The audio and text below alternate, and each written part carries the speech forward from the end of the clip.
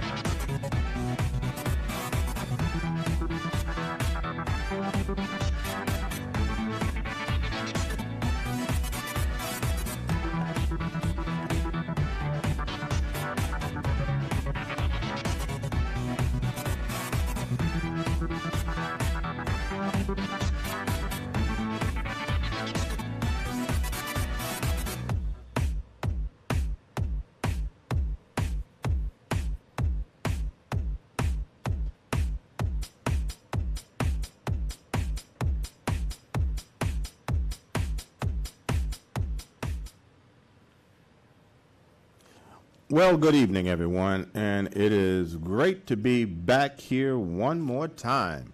And I want to say good evening to everyone that's been out there watching your favorite HBCU team play this past weekend, or this weekend that we are currently almost finished with. And as a matter of fact, I think all of the games for today are completely finished, but we have just one more game that will essentially affect the outcome of a conference. But today we had some very, very interesting games that took place. We also had the Division II playoffs. And unfortunately, for the playoffs, they didn't go exactly the way we wanted them to go.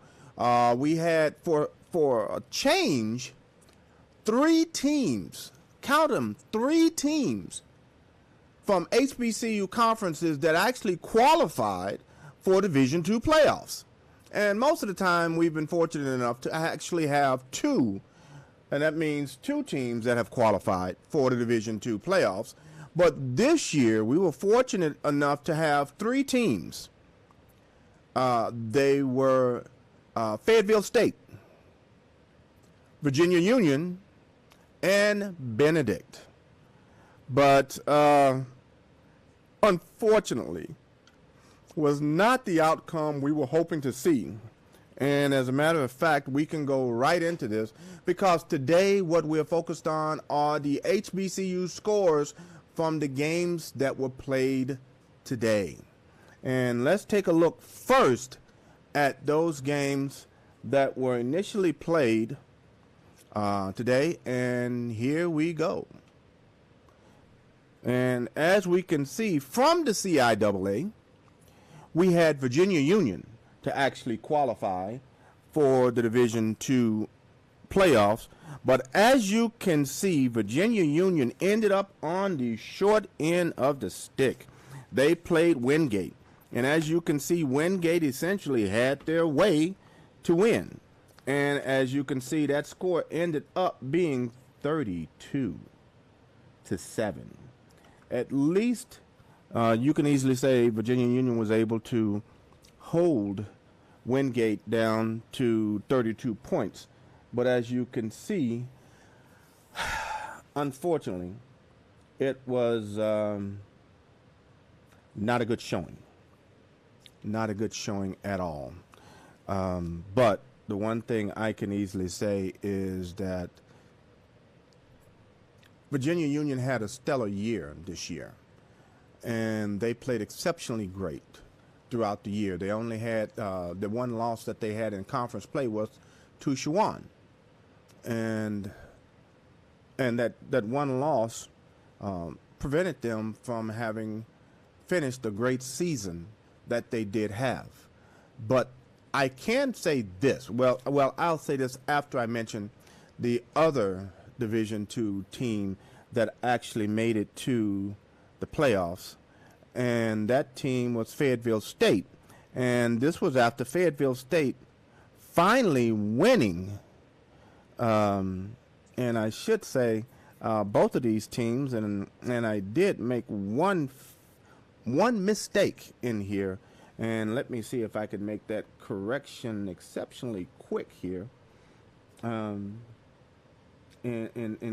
clearing this up, because I did make an error in my scoreboard here, and I do want to clear this up as quickly as I can for you. There you go. And the other team that qualified for the Division II playoffs,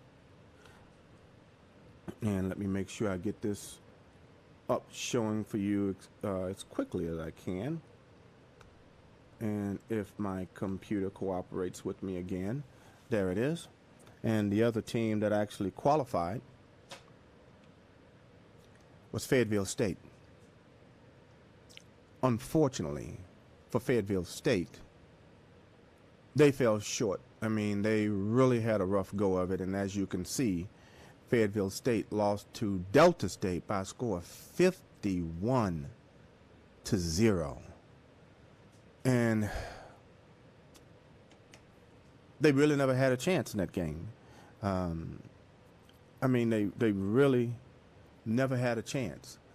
So as you can see, there were two schools to qualify from the from the CIAA that actually made it into the playoffs. But one team made it from the SIAC. And that was, of course, the SIAC champions. And that was Benedict Tigers. And they happened to be a #1 seed.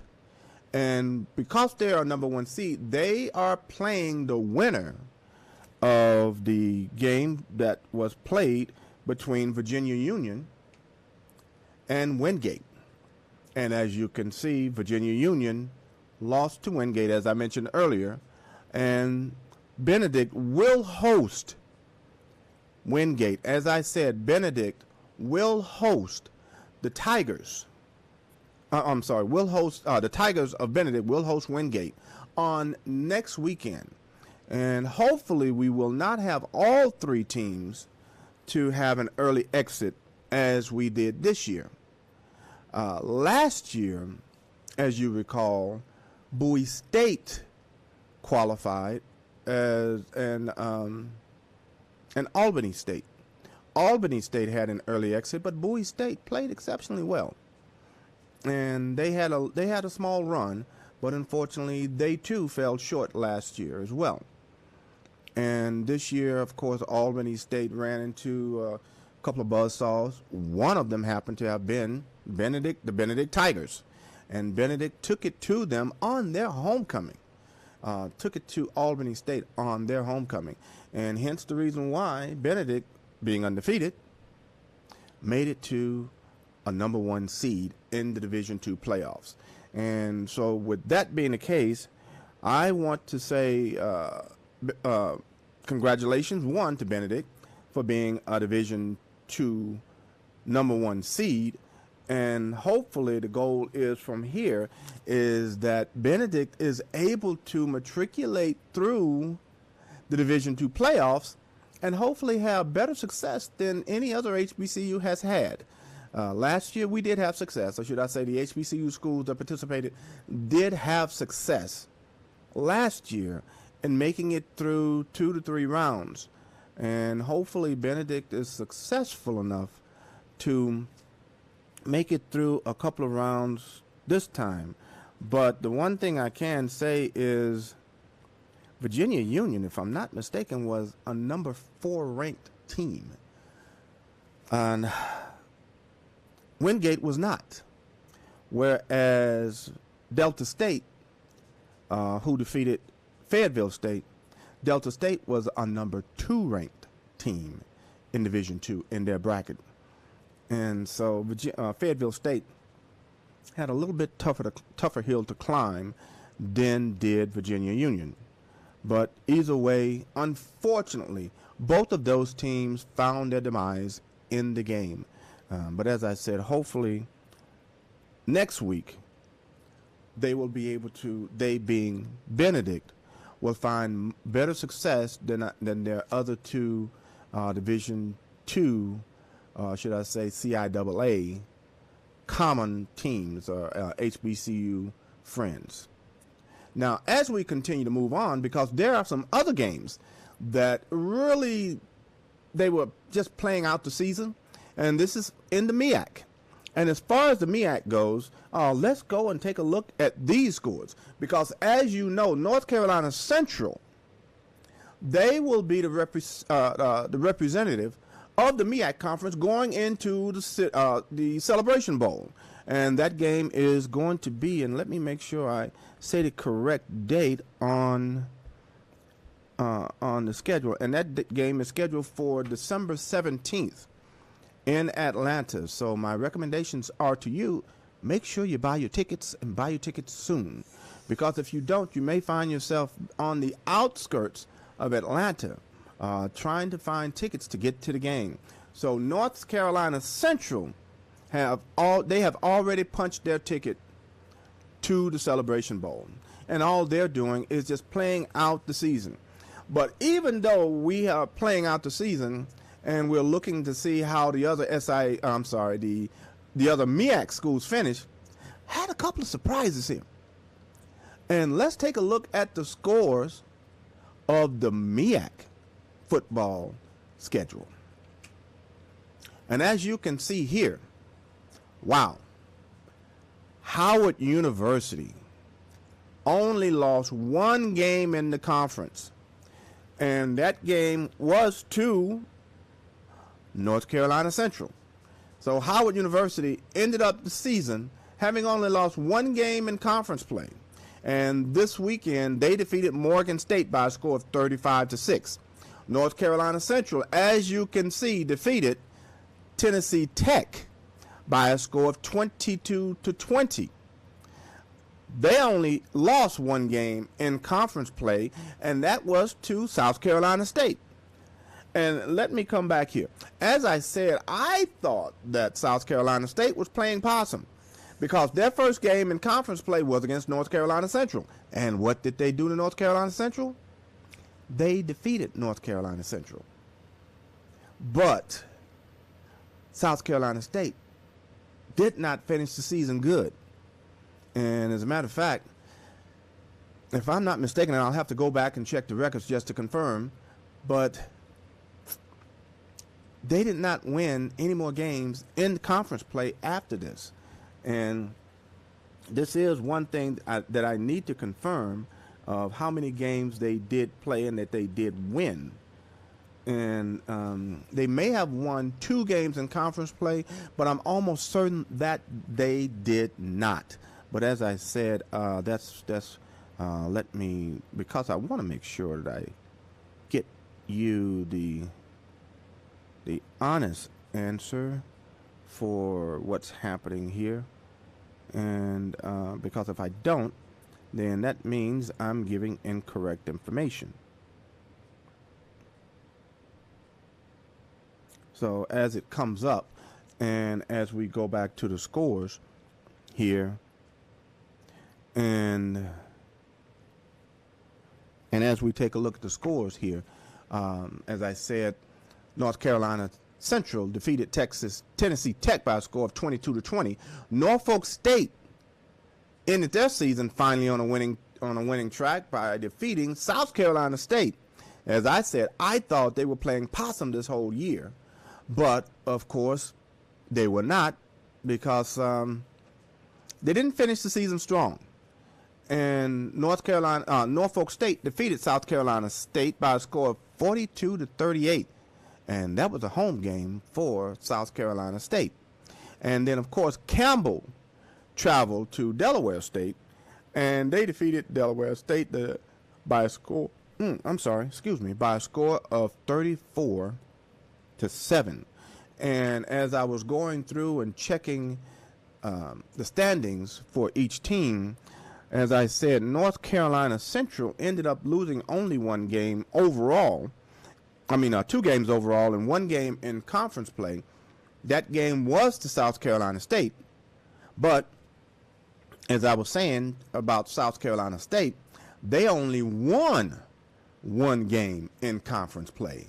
And that game was defeating North Carolina Central.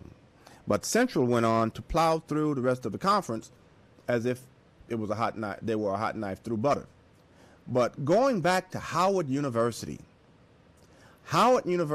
only lost 1 game in conference play, and that game was to North Carolina Central, the eventual representative of the MEAC going to the Celebration Bowl. So congratulations to Howard, and especially to Coach Scott.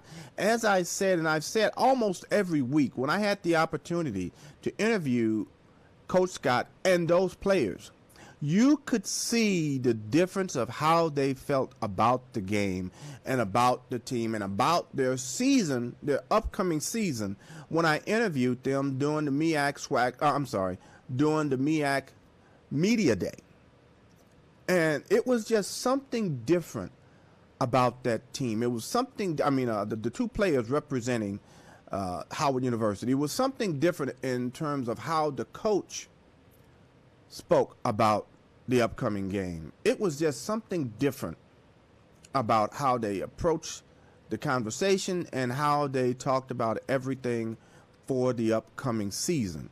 And as you can see, they finished the year only having lost one game in conference play, and also they finished the year, even though they didn't finish the year with an overall winning record, but their record ended up being 5-6.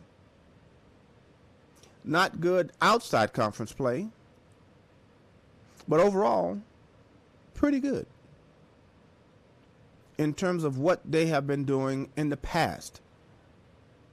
With that being said, now with there being a winning culture in conference play for the football team, now the coach can really make sure that his players understand what it is that they're fighting for, what it is they're playing for. Every time I have spoken to someone that have graduated from Howard University, and why isn't your football team any better? And the first response I get, well, we're an academic school. And I said, and you have to kind of laugh. I do understand that, because every school is really an academic school. Otherwise, you would not have players being called student athletes. They're not athletic students. They're student athletes. And the reason why I point that out is because going to school affords them the ability to be able to play. So even though I keep hearing that about Howard University and the athletic programs, and they happen to have a pretty stellar women's basketball program. So even though you say, well, we don't do well in athletics, I beg to differ, because you do pretty well. You have a pretty good volleyball team. You have a pretty good soccer team as well, especially soccer. So in terms of soccer, women's basketball, and also now your football team is back to where it used to be several years ago. But so now what do you say? You're still a great academic school, but now you have sports to fall back on as well. So congratulations to your student athletes as they come to Howard University to find a great education. And the one thing I have to say, and the one thing I must say, every HBCU affords you a great education.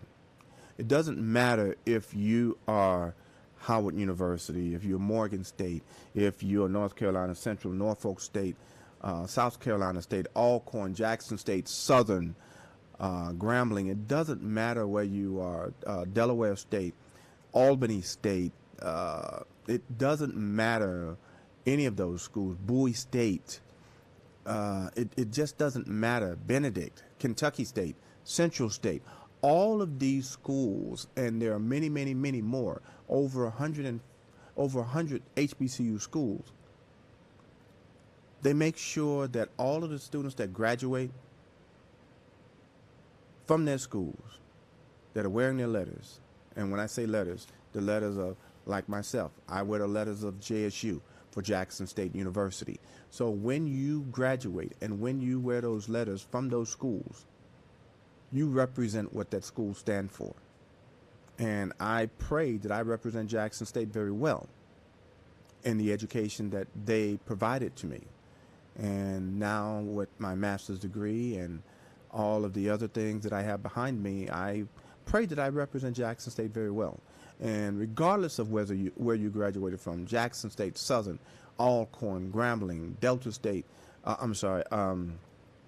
Norfolk State, North Carolina Central, Howard, Hampton, North Carolina A&T, it doesn't matter where you graduated from. Represent your school well. And even though we talk about representing the school well, and we're talking about a lot of SWAC schools that are out there, let's take a look now at the upheaval that has just occurred in the SWAC conference. We know the MEAC conference is set. North Carolina Central, they have already punched their ticket to Atlanta for the Celebration Bowl that's going to take place on December 17th. They're already in it. They're just waiting on their opponent from the SWAC conference. Now, for the SWAC conference, going to the SWAC championship, we know who's going to be the representative from the East. And the East Division champion is going to be the Jackson State Tigers. They punched their ticket last week when they defeated Alabama A&M. However, they don't know their opponent for who they will be playing in the SWAC championship game on December 3rd. And that game will be held at the Vet in Jackson, Mississippi. Why? Because Jackson State has the best record in the SWAC conference, regardless of divisions. All because, one, they haven't lost a game in the SWAC conference. Two, they haven't lost a game all year. And as a matter of fact, this is one thing that I can say. This is Jackson State's first year. Congratulations, Coach Prime. This is Jackson State's first undefeated season. They've had many undefeated seasons in conference play, but to my knowledge, this is their first undefeated season, period. Now, we can go back and check the record books and see if there were some undefeated seasons way back when. But if they move on and win in the SWAC championship game, and if they move on and win in the Celebration Bowl, that would be a guarantee that they would have won more games than ever before. But they have to win first in the SWAC championship game for that to be a 13-0 season. If not, then Jackson State will end the year as they did last year, unfortunately, having lost in the Celebration Bowl. And I can easily say this: North Carolina Central will not be an easy foe to defeat. They will put up one hell of a fight against the Tigers. And so all I have to say, if the Tigers are able to win the SWAC championship game, and if they are able to win the SWAC championship game and go on to face North Carolina Central, that's going to be one hell of a game. But let's take a look at what I mean about the upheaval in the SWAC conference, and especially in the SWAC West Division. And let's go there right now. And as you can see, we had Prairie View that was sitting on top, only having lost 2 games in conference play, with Texas Southern, and Alcorn having 3 losses in conference play. And because of how those games were being played, many teams needed a lot of help to get in there and to make it to the SWAC championship game. Now, Jackson State, as I said, is already in. But let me go back here. But in order for Prairie View to make it in the championship game, all they had to do was win, baby, and they were in. But as you saw quickly on the scoreboard, they didn't. For Southern to make it, they needed for Prairie View to lose and have 3 losses with them. Why? Because they have the tiebreaker, having defeated Prairie View. But Southern has to defeat Grambling, which they play in the Bayou Classic this upcoming Thursday. I believe it's this upcoming Thursday that they play in the Bayou Classic. If not Thursday, then it's going to be on Friday, but I believe it's on Thanksgiving Day. Needless to say, they need to defeat the Grambling State Tigers in order to make it to the SWAC championship game. But also, in order for Southern to make it to the SWAC championship game, they needed for Texas Southern to lose. Why? Because Texas Southern defeated Southern. Wow. A lot of stuff happening here. And let's take a look at the upheaval that has just taken place here. And I'll go down the list. And I hope I don't make a mistake and get it wrong. So, again, Alabama A&M defeated Texas Southern. Alabama A&M scored 21 points in the fourth quarter to defeat Texas Southern. And they ended up winning that game by a score of 24-20. Texas Southern essentially had that game won. I mean, they were just beating them like they stole something. And then Alabama A&M scored 21 points in the fourth quarter to end up taking this game. That was a home game. And so I can imagine what that game was like. Prairie View, all they had to do was win against the lowly Mississippi Valley State Delta Devils. They went in the Valley, and they lost by a score of 27-7. I'm quite sure, and let me come back here, I'm quite sure that Prairie View was just looking forward to playing Jackson State. I'm almost certain of that. They had already discounted Mississippi Valley. They were already planning strategy to play against Jackson State for what they were going to do on December 3rd.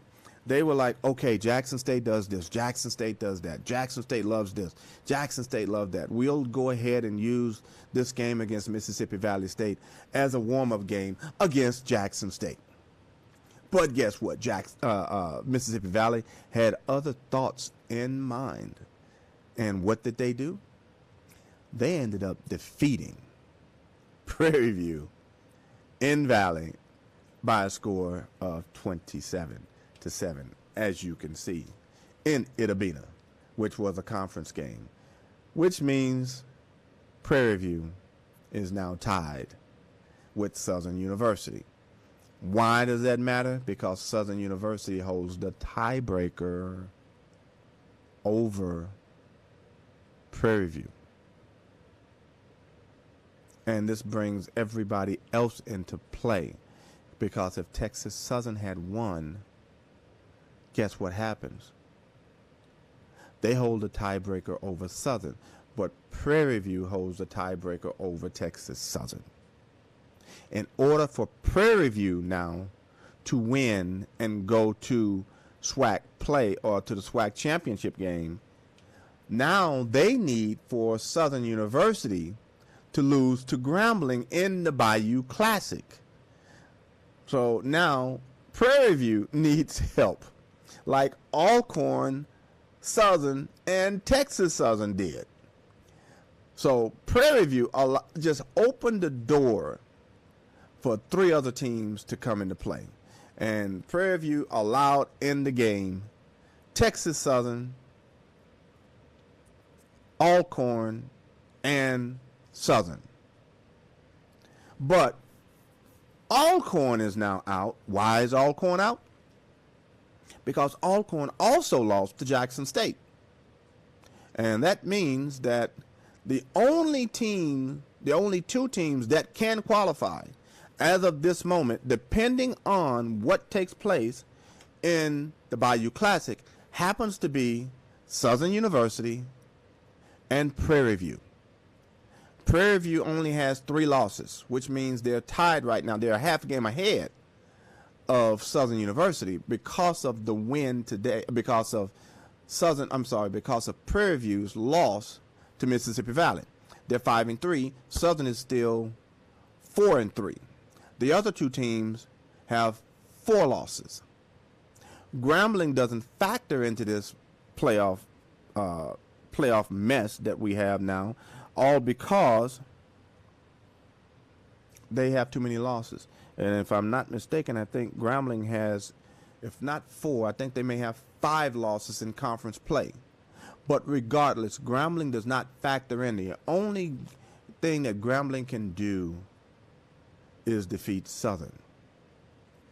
The only problem with that statement is Coach Dooley in the past several years has not lost to Grambling.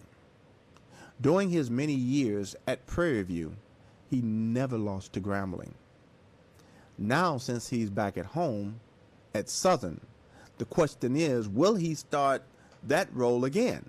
Not losing to Grambling, which means if Southern defeats Grambling, that will be another hell of a game between Jackson State University and Southern University. And I can tell you, folks, if it's Southern that's going to be playing Jackson State, that is not a given for Jackson State to win that game. I love Jackson State. J-State is in my heart. I love them all day long. But that game is almost worse than playing against Alcorn. Throw the records out of the window, even though Southern has been very successful against us lately. But I can tell you right now, because that game is such a huge rivalry game, if Jackson State and Southern play, that's a pick'em game. I'm sorry. It really is. That is a pick'em game. And I should remember the score of that game, but right now I don't. And let me see if I can pull up the score of that Jackson State Southern game when they did play. But that is a pick'em game as far as I'm concerned, between those two teams, and who could actually win that game, because I can easily say that Jackson State and Southern, that'll be rough. Now, when Jackson State and Southern played this past year, Jackson State did not allow Southern to score. That score was 35-0. But in the first quarter, Southern had a few opportunities to score, but the defense came up and they played exceptional ball in that game. Even though that score was 35-0, that game was a lot closer than the score indicates, especially in the first quarter, because had Southern University scored, had the Jags scored in the first quarter, it could have been 14-0 in that game. But the Tigers were able to pull it out, pull it through, and defeat them. But guys, I'm telling you, that is not going to be an easy game for the Tigers of Jackson State to win if they end up playing the Southern Jaguars from Baton Rouge, Louisiana. I can guarantee you, when they play Grambling, that game is going to be one hard-fought game. One, because it's the Bayou Classic, and two, with the possibility of having to play for the SWAC championship. That's 2. 3, and the winner of that game going to the Celebration Bowl. Southern has never gone to the Celebration Bowl. They have never represented the SWAC. Yes, the only team to win in SWAC play has been Grambling. And it's excuse me. And it's been Grambling and Alcorn and Jackson State that have represented SWAC in the Celebration Bowl. So it'll be interesting to see whether or not the Jags can defeat, and I put on a huge if they defeat the Tigers of Grambling to make it to the SWAC championship game. That's going to be one hell of a game, guys. I'm hoping to be able to get down to that game, to the championship game, to watch Jackson State in the championship game, in SWAC championship. But you have no idea who they will play. And as I said, because of this is the conundrum that we're in today. Texas Southern lost to Alabama A&M. Prairie View lost to Valley. And Prairie View, because they lost to Valley, they opened the door up for other things to happen. And another thing that I did not even mention, that Florida A&M defeated Bethune-Cookman. And because Florida A&M defeated Bethune-Cookman, the one thing that I can say is it's almost a guarantee that Florida A&M will also qualify to go to the FCS playoffs as they did last year. And hopefully Florida A&M will represent the SWAC conference in the FCS playoffs this year, and hopefully they will have a better faring than they did on last year. Last year they did not play so well, and they were defeated rather handily in the first round.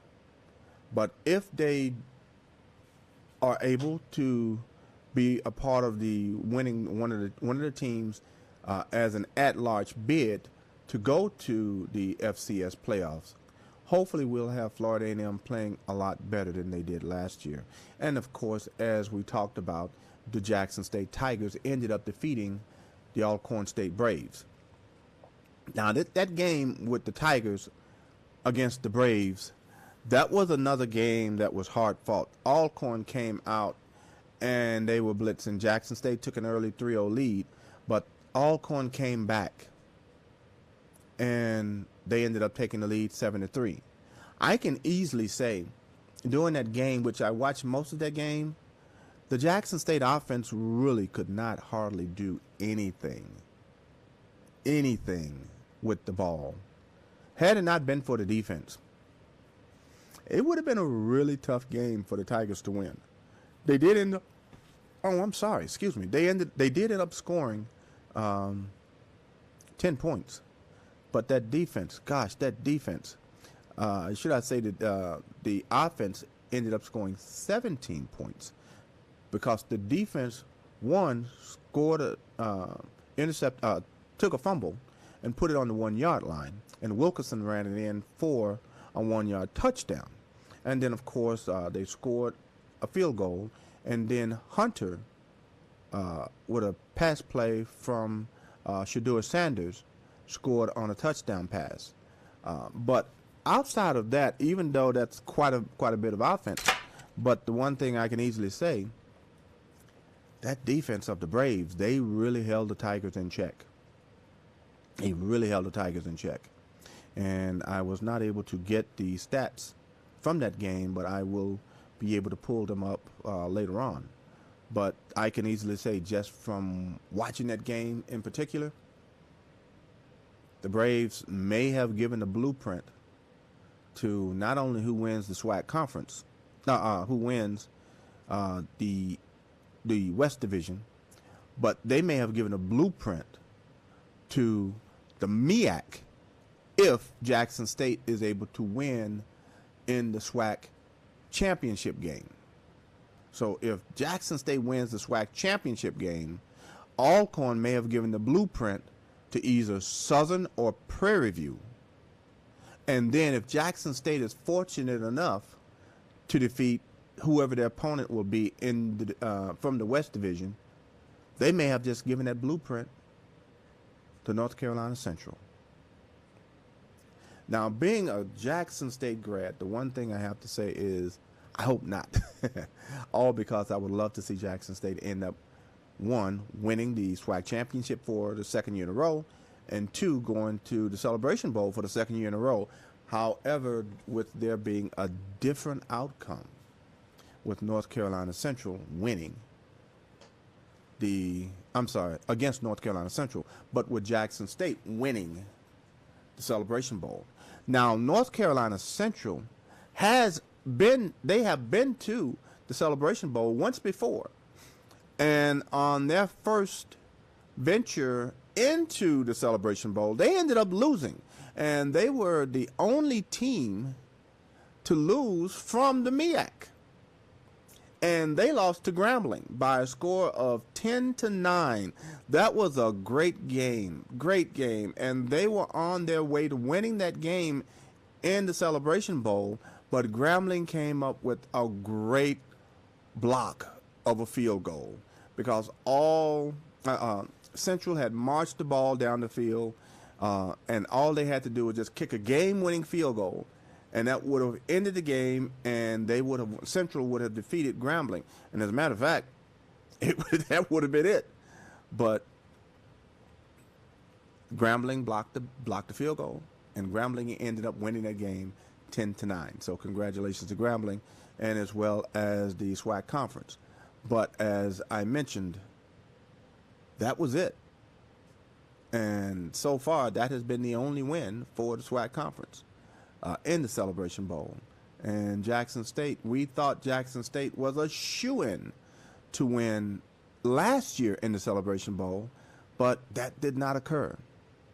But we will be talking a lot more about the Celebration Bowl and a lot more about we'll be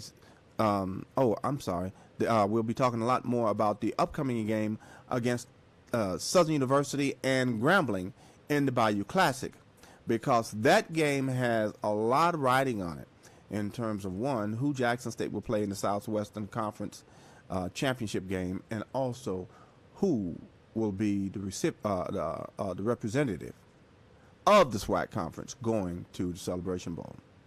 And we're also looking forward to next weekend on Saturday, when Wingate travels to Benedict, and this will be Benedict's first game in the Division II playoffs. And hopefully, and of course, Benedict, they are representing the SIAC conference, and we're hoping that with them having the #1 seed, with them playing at home, that they have a better showing than Fayetteville State, and also the other school representing the SIAC, Fayetteville State, and also Virginia Union. And we're hoping that Benedict has a better showing than each of those teams. But we shall see, and we're just hoping for a much better showing.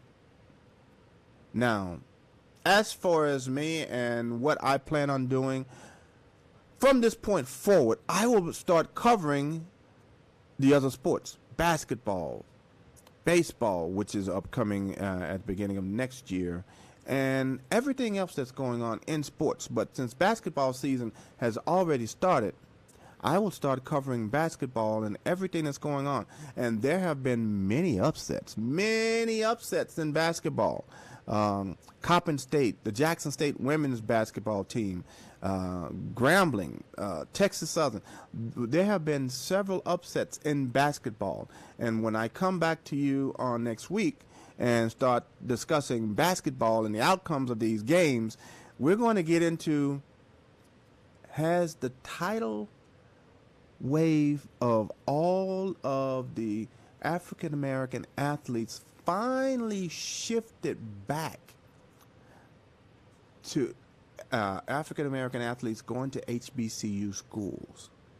Because at one point in time, up until the early 1970s, the majority of African American athletes were going to HBCU colleges and universities.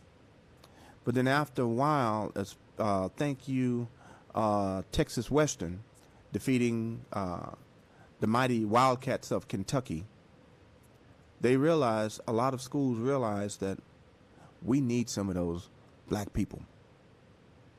And because of that, a lot of African Americans were almost recruited, and they were recruited.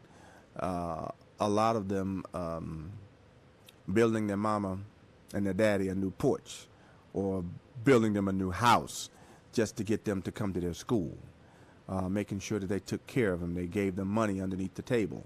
Was that illegal? Yes, it was illegal. But they did it anyway because they knew that they had to have those athletes, because when they came up against the athletes that they were currently recruiting, they didn't stand a chance. Even today, you can see that the majority of schools that are playing have African Americans on their basketball team. And now, don't get me wrong, our other brothers and sisters are very sound when it comes to playing the game of basketball. But when it comes to the actual play, the athleticism just is not there and it really shows. But we will be going into the discussion of that, because you can see a shift, and you can see a shift in play, and you can see a shift in how these HBCU schools are playing. Now, don't get me wrong. You've had some teams to win in the past. You've had Texas Southern. Of course, I mentioned Coppin State. You've had some other teams to win against the larger schools. But this year, not at this magnitude and not this often this time of year. Normally you've had a couple of upsets, and those upsets occurred during March Madness. But now you've had several to occur. And next week we will talk about that and delve a little bit deeper into what this means for HBCU schools, both men and women basketball. And as we've talked about in the past, where we also have had North Carolina A&T to become very successful in their track program. And they have been up there in the top 10 in terms of track programs for the past several years. And they were ranked in the top 5, I know, this past year going into the outdoor season. If I'm not mistaken, I think they were either ranked number 1 or number 2 overall in Division I track and field.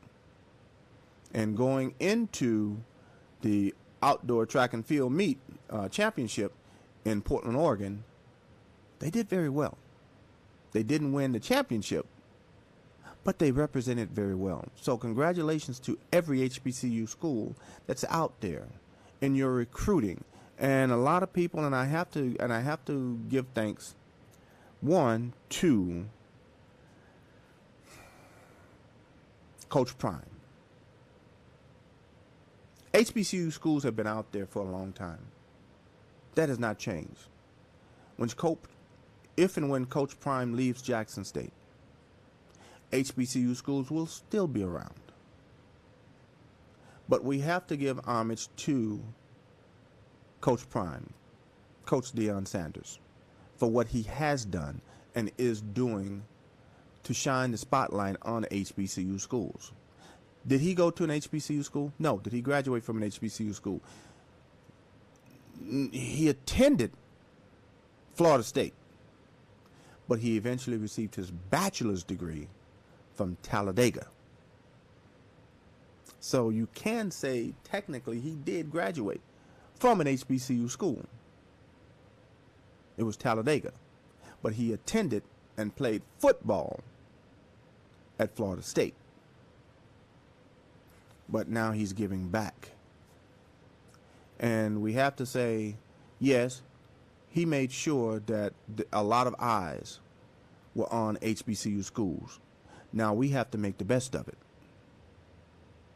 and not lose the momentum that we have. And with the new students that are coming to HBCUs and that are doing well academically as well as athletically, we have to make sure that when they get into the work world, that they continue to represent themselves very well. If not, then shame on you for missing the boat, and shame on you for missing the mark. But with all of that being said, I say to you now, until next week, because it is time to close everything down and close everything off until we come back and get ready for a new week, discuss the last of the football games, going into the SWAC championship and also going into the Celebration Bowl, as well as all of the upcoming basketball games that are coming out. So if you're a hooper, or if you love just watching basketball in general, it's coming, guys. It's coming. And so let's enjoy. So support your favorite HBCU. Make sure you support them financially. I do, because why? I have 2 daughters that are currently at Jackson State University, and all of our money goes to Jackson State University. So make sure you support your favorite HBCU. And if not your favorite HBCU, at least support someone I mean, if you did not attend an HBCU, make sure that you support an HBCU that someone else attends and become that supporter. So may God bless you, may God keep you, and we'll see you on the next show next weekend. God bless.